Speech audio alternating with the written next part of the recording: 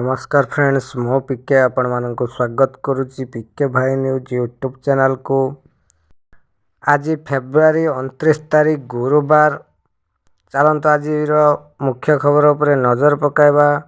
ता पूर्व जदि चैनल नुआ अच्छा एवं चैनल को सब्सक्राइब कर साइड रे थिबा बेल आइकन को प्रेस कर दियंतु, जहाँ फल समस्त खबर अपडेट यही पिके भाई न्यूज यूट्यूब चैनल माध्यम आपण माने पाई परिबे। एबे चलंतु जीवा संपूर्ण वीडियो ऊपर को।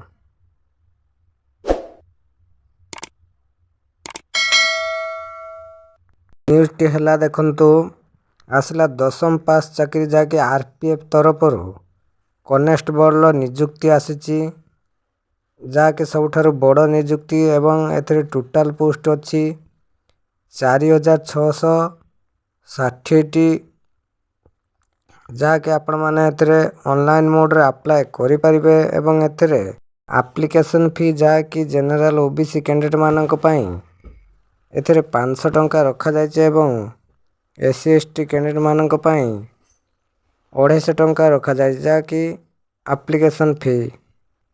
एवं एथरे ऑनलाइन ले एप्लीकेशन स्टार्ट हबो 15 एप्रिल 2024 एवं यार लास्ट डेट रहिबो 14 मे 2024।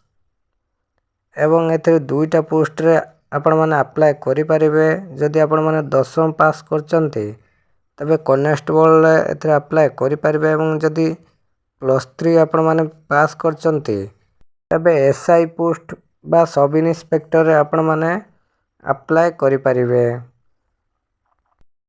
एवं कनेस्टेबल रे 4208 टी पोस्ट एवं एसआई रे 452 टी पोस्ट जाके आसी जाइछि। जेबे यार ऑनलाइन लिंक एक्टिवेट हेबो तो हम चैनल माध्यम रे आपण माने पाई परिबे। परवर्ती न्यूज टी हला, झारखंड रे बड़ धरण रेल दुर्घटना घटिछि, जाके 2 जनकर मृत्यु होइछि बोली जहा अपडेट आसीछि एवं अनेक लोक आहत होइछंती बोली जहा अपडेट अछि। एवं घटना स्थल रे मेडिकल टीम एवं उद्धार टीम पहुंची उद्धार कार्य मध्य जारी रहिछि बोली जहा सूचना मिलिछि। परवर्ती न्यूज टी हला, कालिया योजना रे आसला समस्त चाषी मानक पई बहुत बड़ खुशी खबर, जहा कि कालिया योजना रो अवधि आउ 3 वर्ष बढ़ाइछंती राज्य सरकार। एवं भूमिहीन चाषी माने अतिरिक्त सहायता राशि 2000 टंका मिलिबो बोली जहा अपडेट आसी, जहा कि भूमिहीन चाषी मानक पई बहुत बड़ खुशी खबर। एवं कालिया योजना रो अवधि आउ 3 वर्ष बढ़िछि। परवर्ती अपडेट टी होछि, पीएम किसान सम्मान निधि योजना रो 16तम किस्ती टंका समस्त चाषी भाई अकाउंट को प्रदान करा जायछि। आपण माने निज निजर अकाउंट बैलेंस चेक करि परिबे, जहा कि पीएम किसान सम्मान निधि योजना रो 16तम किस्ती टंका केंद्र सरकार तरफ समस्त चाषी भाई अकाउंट को प्रदान करा जायछि।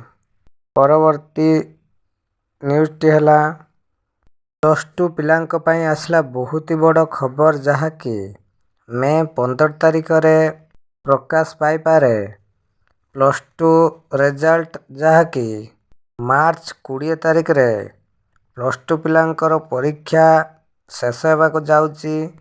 एहार 2 दिन परे जहा कि खाता देखा आरंभ हो जो बोली जहा जना पड़िछि। एवं निर्वाचन को दृष्टि रे रखी मे 15 तारिख सुधा +2 पिलांक रिजल्ट आसियो बोली जहा अपडेट अछि। परवर्ती न्यूज टी हला, 98 शॉप ओपन होइछि, जहा कि बाहानगा गोपालपुर रे नुआ 98 शॉप ओपन होइछि। एथिरे आपण माने sari, kurti, palazzo, top, banyan एवं ब्लाउज, छोट पिलांक ड्रेस एठी जाके मिलुछि, जाके 98 टंका रो स्टार्ट होइछि। जे माने एथरे बाय करिया को चाहचंती तो तळे थिबा नंबर रे जोगाजोग करंतु एवं 98 ଟଙ୍କାରେ ଆପଣଙ୍କର ନିଜର ବ୍ୟବସାୟ ମଧ୍ୟ ଆରମ୍ଭ କରିପାରିବେ।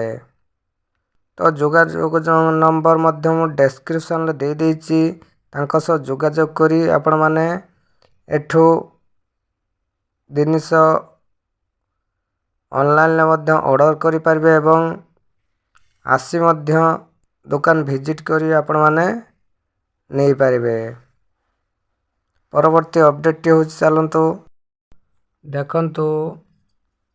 ଭୋଟର ଲିଷ୍ଟରେ ଆସିଲା ବହୁତ ବଡ଼ ଖବର, ଯାହାକି ଆପଣମାନଙ୍କର ଜାଣି ରଖିବା ଉଚିତ ଯେ ଭୋଟର ଲିଷ୍ଟରେ ଥିବା ଆପଣଙ୍କ ବିବରଣୀ କିଛି ପରିବର୍ତ୍ତନ ଦରକାର ଅଛି କି?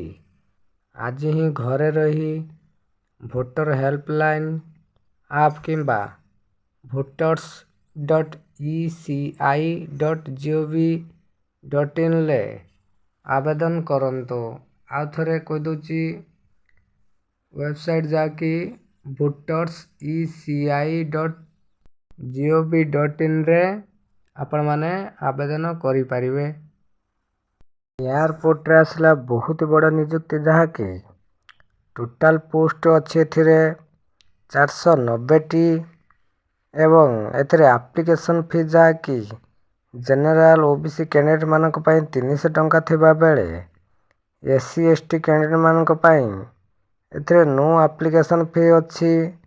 ତ ଯେଉଁମାନେ ଆପ୍ଲାଏ କରିବା ପାଇଁ ଚାହୁଁଛନ୍ତି ତ ଏଥିରେ ଆପ୍ଲାଏ କରିପାରିବେ, ଯାହାକି ଆପ୍ଲାଏ ମୋଡ୍ ଅନଲାଇନରେ ରହିବ ଏବଂ ଏଥିରେ ଅନଲାଇନ୍ ଆପ୍ଲାଏ ଷ୍ଟାର୍ଟ ହେବ 2 ଏପ୍ରିଲ 2024 ଏବଂ ଲାଷ୍ଟ ଡେଟ୍ 1 ମେ 2024 ଏବଂ ଏଥିରେ ସାଲାରୀ ଯାହାକି 40,000 ଟଙ୍କା ଅଛି। ତ ଯେଉଁମାନେ ଆପ୍ଲାଏ କରିବାକୁ ଚାହୁଁଛନ୍ତି, ଯେବେ ଏହାର ଅନଲାଇନ୍ ଲିଙ୍କ ଆକ୍ଟିଭେଟ୍ ହେଇଯିବ ତେବେ ଏହି ଚ୍ୟାନେଲ ମାଧ୍ୟମରେ ଆପଣମାନେ ପାଇପାରିବେ।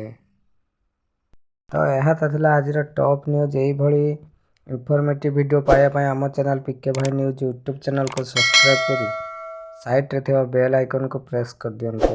ଥ୍ୟାଙ୍କ୍ସ।